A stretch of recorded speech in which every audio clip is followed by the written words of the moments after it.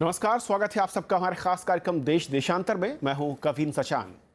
आजकल पूरे देश में 3 तलाक का मुद्दा छाया हुआ है। हर किसी की जुबान पर यह है और कुछ लोग इसे खत्म करने को लेकर खुश हैं तो कुछ इसका विरोध कर रहे हैं। तलाक बिद्दत को लेकर अलग अलग पक्षों के अपने अपने अलग तर्क हैं, लेकिन समाजशास्त्र के जानकार इसे ना तो धार्मिक मुद्दा मानते हैं और ना ही राजनीतिक। उनकी राय में ये कोई धार्मिक मुद्दा नहीं है, बल्कि सोशल रिफॉर्म से जुड़ा मुद्दा है। और ऐसा विरोध किसी सामाजिक मसले को लेकर पहली बार नहीं है। देश की आजादी के बाद से ही जब भी सरकारों की ओर से समाज में चली आ रही कुरीतियों को खत्म करने की शुरुआत हुई तो कमोबेश हर बार विरोध हुआ है। विरोध के पीछे कभी समाज के अहित की आड़ ली गई, तो कभी धर्म, तो कभी जाति की। लेकिन गुजरते वक्त के साथ सामाजिक बदलाव के नतीजों से विरोध के मुखर स्वर धीमे पड़ते गए। तो क्या तलाक बिद्दत के खिलाफ बन रहे कड़े कानून का विरोध भी उसी कड़ी का हिस्सा है? क्या तलाक बिद्दत को असंवैधानिक बताने वाला कोर्ट का फैसला और सरकार की ओर से इसके खिलाफ कठोर कानून बनाने के गंभीर प्रयास भी सामाजिक सुधारों की दिशा में एक और कदम है? समझेंगे अपने खास मेहमानों के साथ। हमारे साथ 4 बेहद खास मेहमान आज इस चर्चा में शामिल हो रहे हैं। हमारे साथ आरिफ मोहम्मद खान साहब होंगे, पूर्व कैबिनेट मंत्री भारत सरकार। मुफ्ती एजाज अरशद कासमी साहब हमारे साथ हैं, सदस्य मुस्लिम पर्सनल लॉ बोर्ड से, आपका स्वागत है। हमारे साथ फराह फैज हैं, राष्ट्रीय अध्यक्ष हैं राष्ट्रवादी मुस्लिम महिला संघ से, आपका भी स्वागत है। राकेश सिन्हा साहब हमारे साथ हैं, निदेशक हैं इंडिया पॉलिसी फाउंडेशन की ओर से। राकेश जी, आपका भी स्वागत है। शुरुआत में आपसे करना चाहूँगा कासमी साहब, तलाक बिद्दत को लेकर एक लंबी बहस, कोर्ट का फैसला, सरकार की ओर से कानून बनाने के प्रयास, उसकी तरफ आगे बढ़ना, तमाम बातों को मैं इतर कर दूं, राजनीतिक विरोधाभासों को या उनके विचारों के या उनके जो विरोध है उसको अलग कर दूं। आपकी नज़र में क्या ये कदम या ये सरकार या फिर संघ कोर्ट का फैसला, आपको लगता है कि 1950 के बाद जो 6 बड़े समाज सुधार की दिशा में कानून बने उसकी तरफ हम कहीं बढ़ रहे हैं या इससे अलग है? देखिए, हम लोग का पहले ही दिन से मानना है कि ट्रिपल तलाक कोई मुद्दा नहीं है, उसे एक सियासी तौर पर मुद्दा बनाया गया है। आप कोई भी सर्वे उठा के दुनिया का देख लीजिए, अपने बड़े बड़े ग्रुप के सर्वे सामने आए हैं जिसमें एक तो मुसलमानों में तलाक के रेशियो बहुत कम है और जो तो दीगर मज़ाहिब के मुकाबले में, और जो तलाक के रेशियो कम है उसमें जो ट्रिपल तलाक का रेशियो है मुसलमानों के अंदर वो 0.03 है, यानी इतना कम है। अब ये जब किसी चीज़ को मुद्दा बनाया जाए तो आदमी को 10-20 लोग तो ऐसे मिल ही जाएंगे कि वो आए और उसको मुद्दा बनाया जाए। एक बात। दूसरी बात, चाहे एक ही इंसिडेंट क्यों ना हो, वो बुराई बुराई है, समाज में अगर है तो वो बुराई है, उसका ख़त्म होना चाहिए। और इस चीज़ के लिए मुस्लिम पर्सनल लॉ बोर्ड का पहले दिन से क्लियर स्टैंड रहा है कि ये समाजी बुराई है और इसकी रोकथाम के लिए जो है अवेयरनेस की ज़रूरत है, समाज को एजुकेट करने की ज़रूरत है। उसके लिए हम लोग बोर्ड के जो जिम्मेदारान हैं, मुल्क की जितनी रीजनल लैंग्वेज है हर ज़बान में लिटरेचर शाये कर रहे हैं और मस्जिदों से तकरीरें कर रहे हैं, लोगों को समझा रहे हैं कि ये ट्रिपल तलाक जो स्टेट ट्रिपल तलाक है ये एक समाजी बुराई है, इसकी रोकथाम के लिए कोशिश होनी चाहिए, कोई भी आदमी ऐसा कदम ना करे। लेकिन अफसोसनाक पहलू इसका ये है कि आपको याद होगा लास्ट ईयर यानी 7 अक्टूबर 2016 को सबसे पहले जब हमारी लॉ मिनिस्ट्री ने लॉ कमीशन को लेटर लिखा था और यूनिफॉर्म सिविल कोड के बारे में क्या क्या रुकावटें आ रही हैं उन रुकावटों को दूर करने के लिए लिखा था, और उस वक्त बाज़ाब्ता लॉ कमीशन जो है उसने रेफरेंडम के लिए एक लेटर जारी किया था और इसी जगह बैठ के हम लोगों ने उस पर डिबेट भी किया था कि उसके अंदर क्या क्या खामी है, और उसका हम लोगों ने बाइकाट किया था उस रेफरेंडम का। सरकार उसको लेकर के बिल्कुल पीछे पर ये हो गई थी, एक तरीके से फुटपाथ पर चली आई थी। लेकिन तो एक सेकेंड सर, आप जो जिस मसले का जिक्र कर रहे हैं उससे अलग मैं ट्रिपल तलाक या फिर तलाक बिद्दत की बात कर रहा हूँ। इसको लेकर अगर आप कह रहे हैं कि बहुत 0 कुछ % आपने कहा, मेरे पास जो पिछले साल के आंकड़े हैं जो आधिकारिक आंकड़े नहीं हैं उनकी संख्या कई हज़ार में है जिन्होंने कोशिश की। सवाल यह है कि अगर कोई ऐसी कुरीति है जो अवेयरनेस के ज़रिए ख़त्म नहीं हो रही है, अगर मैं इतिहास में जाऊं, सती प्रथा की बात करूं, दहेज प्रथा की बात करूं और महिलाओं को समान अधिकार की बात करूं, जो हिंदुओं में ये काफ़ी प्रचलित कृतियां थीं, इनको अवेयरनेस के ज़रिए ख़त्म नहीं किया गया बल्कि कानून के ज़रिए, क्योंकि ऐसा माना जाता है कि बिना किसी कठोर कानून के आप उसे रोक नहीं सकते हैं। तो फिर इसे रोकने के लिए कानून का विरोध क्यों? नहीं, कानून का कोई विरोध नहीं करा। देखिए, इसका सुप्रीम कोर्ट का फैसला आया, हर किसी ने स्वागत किया उस फैसले को। सुप्रीम कोर्ट के फैसले में एक चीज़ को बिल्कुल वाइड करार दिया है, गलत है, ये नॉन वैलिड है, इसका कोई महत्व नहीं है, रिकॉग्नाइज ही नहीं किया है ट्रिपल तलाक को। सुप्रीम कोर्ट ने एक काम कर दिया अपना, ट्रिपल तलाक नहीं होगा। अब इस बिल के अंदर नया वो क्या चीज़ करने जा रही है सरकार जो महिलाओं के हित में हो? इस बिल में तो कोई ऐसी चीज़ है ही नहीं जो महिलाओं के हित में हो या कुछ नया हो।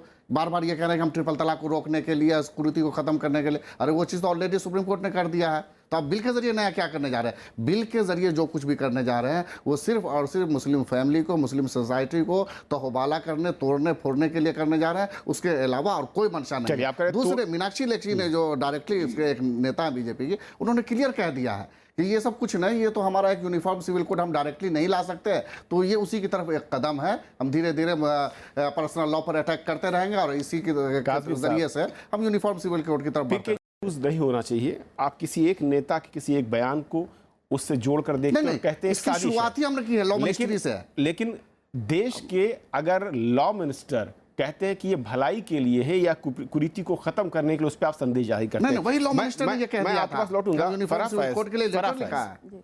फराह फैज, दो बातें वो कह रहे हैं कि आशंकाएं इसके साथ हैं, परिवार टूट सकते हैं। ऐसी आशंकाएं हिंदू विवाह तलाक संशोधन विधेयक 2010 जब उसमें बदलाव किया गया, हिंदू उत्तराधिकार कानून 1956 जो था उसमें जब बदलाव किया गया, संशोधन किया 2005 में, तब भी ऐसा कहा गया परिवारों को टूट जाएगा, महिलाओं को बराबर का अधिकार मिलेगा तो इससे सब कुछ खत्म हो जाएगा। क्या ये देश की नियति है समाज की कि जब भी सामाजिक सरोकार या कुरीतियों के खिलाफ कोई बदलाव की आहट होती है तो ये सामने दिखना स्वाभाविक है? बिल्कुल। और जब 1956 की जैसे आपने बात की हिंदू बिल आया, उस टाइम पर अगर हम बात करें सरदार वल्लभ भाई पटेल जो बहुत ही ज़्यादा हार्ड लीडर माने जाते हैं, उन्होंने ये कहा था कि ये एंटी हिंदू बिल है और इसको वजूद में नहीं आना चाहिए। उन्होंने अपोज किया था इस चीज़ को, लेकिन फिर भी वो वजूद में आया और उससे हिंदू वीमेंस जो थी वो बहुत ज़्यादा प्रोटेक्टेड हुई, घर नहीं टूट रहे, पॉलीगेमी जैसी चीज़ों पर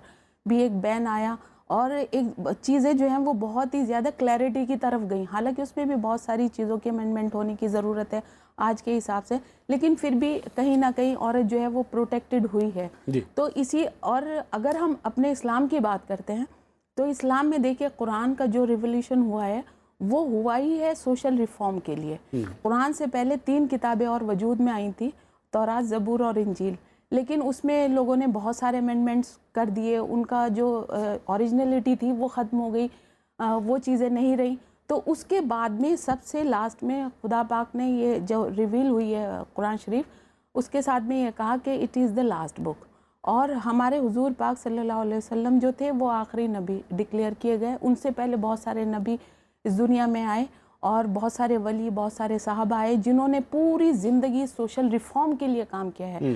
तो अगर सोशल रिफॉर्म इस हद तक किया जाता है कि कुरान जैसी एक बुक रिवील हो रही है खुदा की तरफ से, तो आज हमें ये सब चीज़ें जो हैं इस तरह से कंजर्वेटिव होकर के नहीं सोचनी चाहिए। लेकिन काजी साहब कह रहे हैं कि जो आंकड़े हैं वो 0.कुछ %, फिर ऐसे में ये जिंदगी चाहे सिर्फ एक औरत की तबाह हो, लेकिन वो जिंदगी है।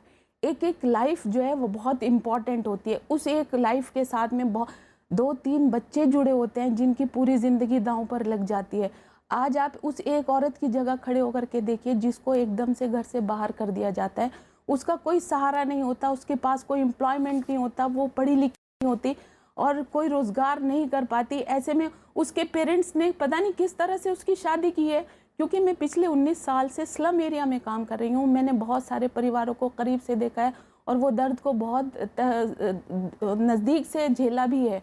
तो वो स्थिति जो है वो टॉलरेट करने वाली नहीं होती। तो ऐसे में अगर सख्ती नहीं की जाएगी तो ये चीज़ें नहीं बदलेंगी। और दूसरी बात, जजमेंट आ गया, जजमेंट के बाद में फिर भी किस्से आए, चाहे वो 1 ही आए, चाहे वो 2 ही आए, चाहे वो पॉइंट में है, 0 पॉइंट में, लेकिन तब भी मामले तो सामने आ रहे हैं ना।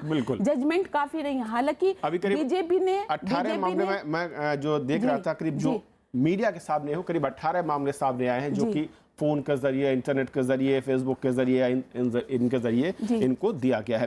राकेश सिन्हा साहब, जिस तरीके से इस पूरे के पूरे कोर्ट के फैसले के बाद सरकार के कानून बनाने की अभी मैं कहूं कि आगे बढ़ी है, सफलता नहीं मिली है, लेकिन जो विरोध है और जिस तरीके का विरोध है, जिन तर्कों के साथ विरोध है, वो कितना कमजोर दिखता है। और क्या कुछ इसी तरह के तर्क और विरोध 1950 से अब तक मैं देख रहा था, जो तमाम सामाजिक सुधार हुए हैं कानून के जरिए सरकारों ने किए हैं, कमोबेश उसी दिशा की तरफ बढ़ते हैं, हम देख रहे हैं, उसी की पुनरावृत्ति दिखती है।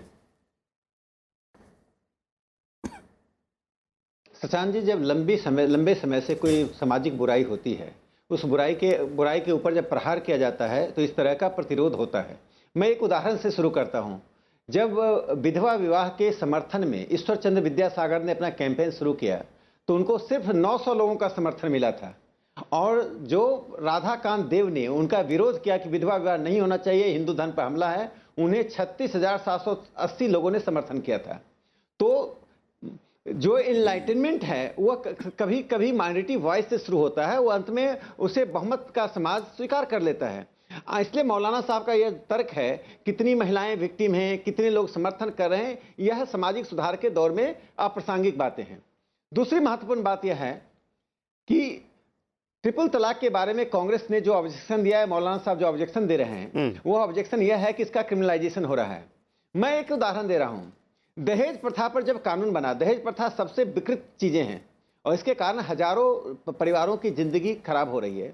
जब दहेज प्रथा पर कानून बना तो उसका दुरुपयोग भी हो रहा है। आए दिन इसकी घटनाएं आ रही हैं, सच्चाई में इसकी घटनाएं आ रही हैं और लोग देख भी रहे हैं। फिर भी दहेज प्रथा पर कानून होना चाहिए, कानून बना रहना चाहिए, क्योंकि कानून के हटते ही इसका दुरुपयोग, इसका जो दुष्प्रभाव पड़ेगा वो कितना बड़ा दुष्प्रभाव पड़ेगा। इसलिए क्रिमिनलाइजेशन का जो तर्क है वो गलत है। अब कहा जाता है कि जब मुस्लिम पति जेल चला जाएगा तो महिलाओं को भोजन कौन देगा? अरे आप तो वही बात कह रहे हैं जो मीनाक्षी लेखी हैं।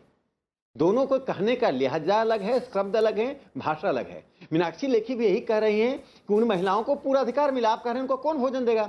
यह तो यूनिफॉर्म सिविल कोड ही इसका एकमात्र समाधान है। उनकी संपत्ति में अधिकार मिले, महिलाओं को पुरुषों के बराबर देखने में कोई भी धर्म मना नहीं करता है। तो जब उनके सेक्सुअलिटी को, उनके सोशल लाइफ को घुमा फिरा करके उल्टा हाथ खान क्यों पकड़ रहा है? नहीं, ले आइए प्लीज, मैं अपनी यूनिफॉर्म सिविल कोड ले आइए ना। मैं अपनी बात पूरी कर, मैं अपनी बात, सेना साहब नहीं, मैं अपनी बात पूरी कर, बिल्कुल आप कंटिन्यू करें, आप कंटिन्यू करें। काजी साहब एक एक करके हम बात रखें, हम तथ्यों के साथ, एक हर किसी को मौका मिल रहा है और आराम से अपनी बात रखिए, किसी को इंटरप्ट मत कीजिए, कंटिन्यू कीजिए आप।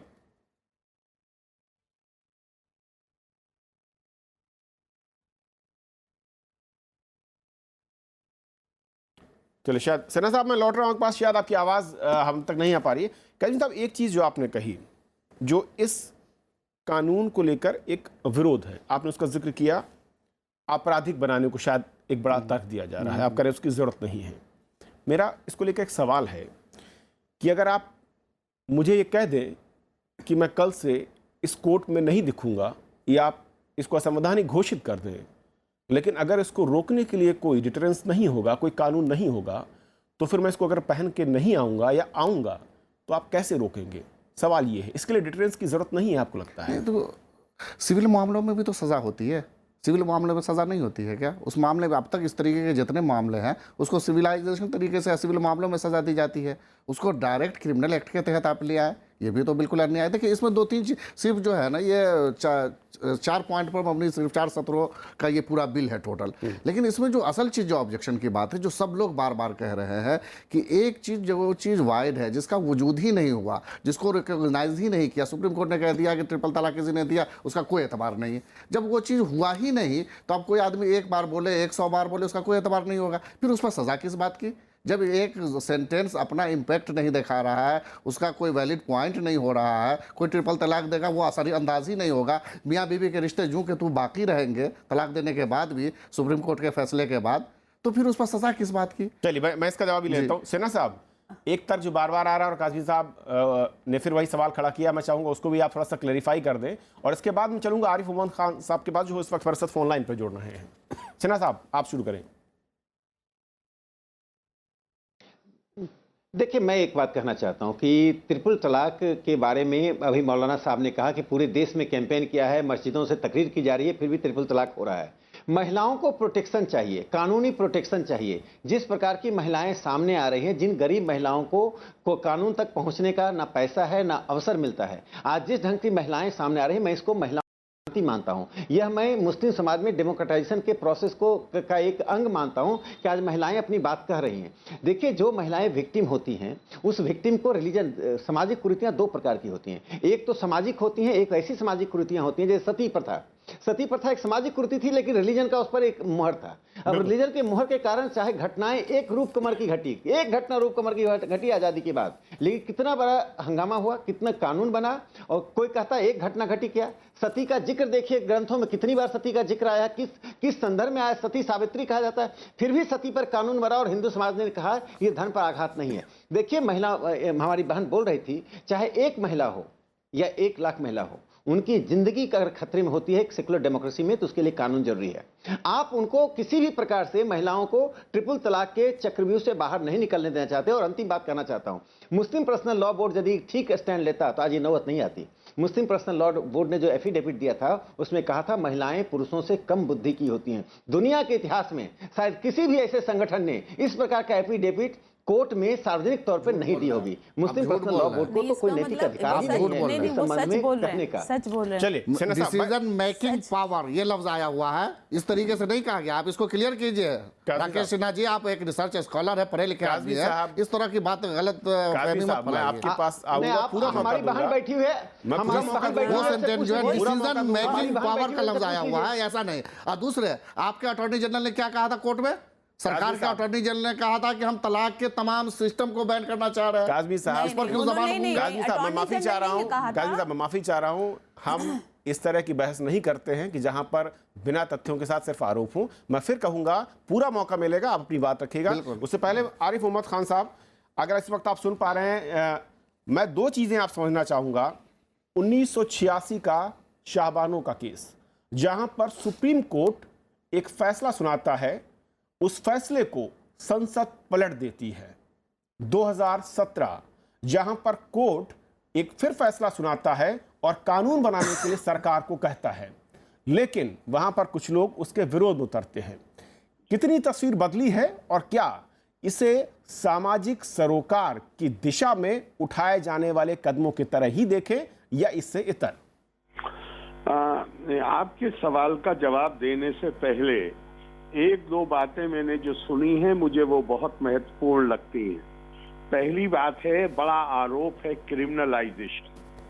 जो मुझे ताज्जुब होता है, ये लोग शायद वो हैं जो इस्लामी फिक़्ह, न्याय शास्त्र के इतिहास से परिचित ही नहीं है।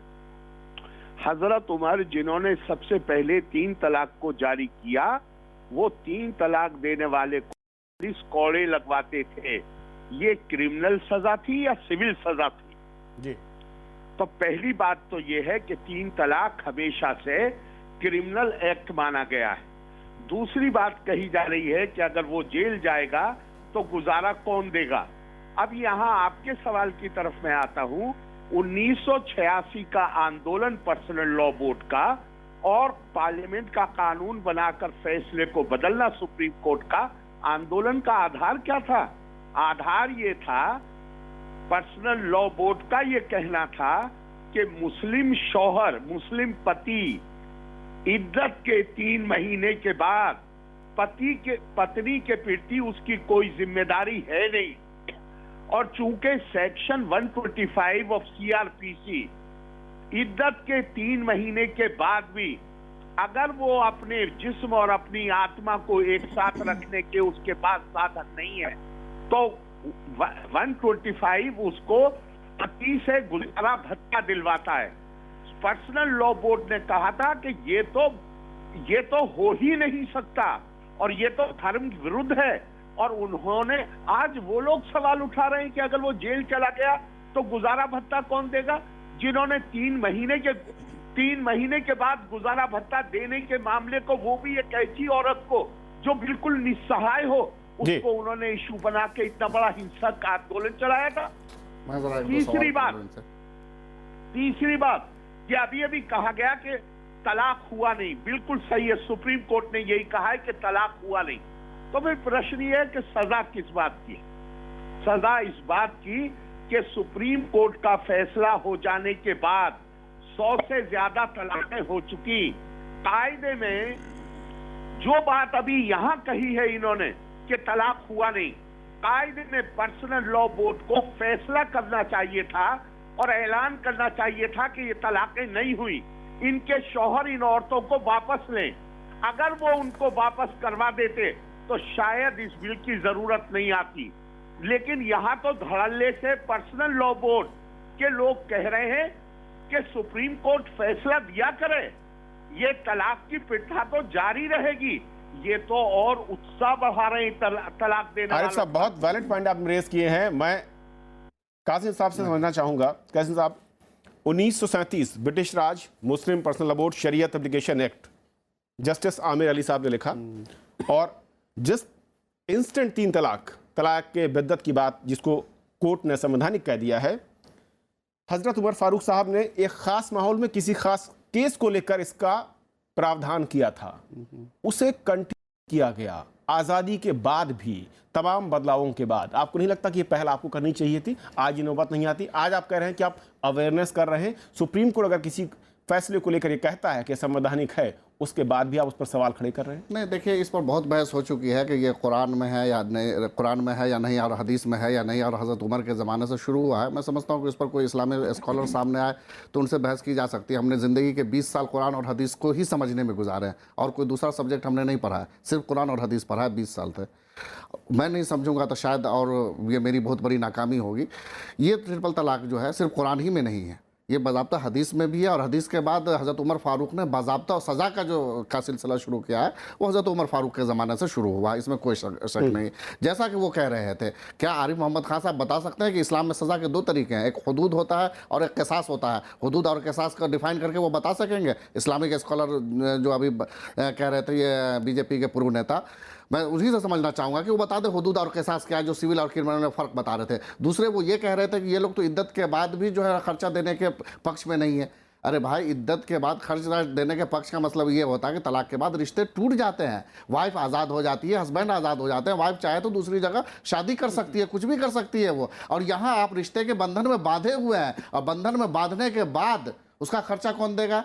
उसमें ये होता है कि अगर कोई दूसरे, जैसे सजा से ये लोग मिसाल देते हैं कि रेप केस में या किसी दूसरे केस में अगर शौहर जेल चला जाए तो उसका नाम यहाँ पर जो प्रावधान है वो मजिस्ट्रेट के पास स्वनिहित होगा, उस जुर्माने या फाइन के जरिए उसको लगा सकता है। अरे मजिस्ट्रेट में उसमें ये भी इतना सख्त है कि उसमें वाइफ को जो है प्रूफ करना पड़ेगा कि भाई हमको तलाक हुई है नहीं। अरे भाई, वाइफ को कैसे प्रूव करना पड़ेगा? कोई आदमी अकेले में तलाक दे दिया और वाइफ पर आप जोर डाल रहे हैं कि आप प्रूव करो। अरे हस्बैंड के ऊपर जिम्मेदारी डालो कि वो प्रूव करे कि हमने तलाक नहीं दी है। यहाँ तो ये पूरा का पूरा बिल जो है वो एंटी मुस्लिम जा रहा है, लेकिन उसके बावजूद जो मुसलमानों को गुमराह करने की कोशिश की जा रही। दो बातें आप बार बार कह रहे हैं, बड़ी तकलीफ होती है और कई लोगों को गुमराह करने की और मुसलमानों को गुमराह करने की कोशिश का मैं एग्जाम्पल दे देता हूँ। आपने जो कहा, जो सवाल पूछा आरिफ मोहम्मद खान साहब, वक्त खत्म हो रहा है। संक्षेप में जो काज़मी साहब कह रहे हैं, बहुत संक्षेप में चाहूंगा आपकी ओर से जवाब। मैं जवाब,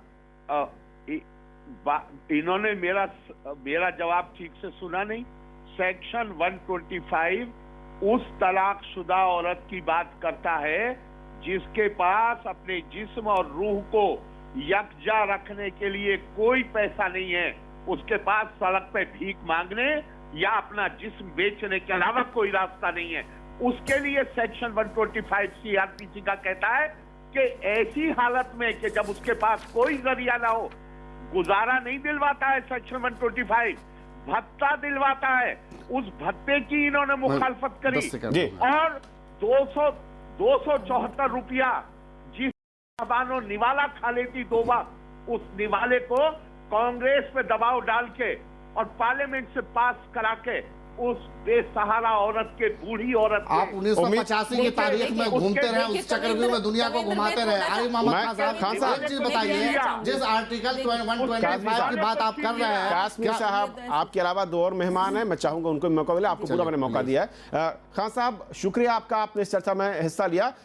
आप फैसला बताइए कि 2 बातें, अनुच्छेद 14 का हवाला सबसे बड़ा दिया जा रहा है, समानता का अधिकार, और समानता का अधिकार धार्मिक अधिकार से भी बड़ा माना गया है।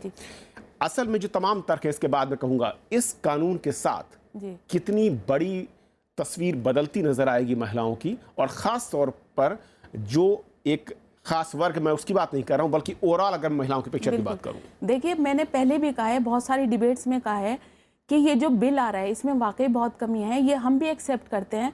और लेकिन आप एक चीज को आने तो दीजिए, उसमें अमेंडमेंट बाद में हो सकते हैं। ऐसा नहीं है कि एक चीज आ गई उसमें बाद में अमेंडमेंट नहीं हो सकते।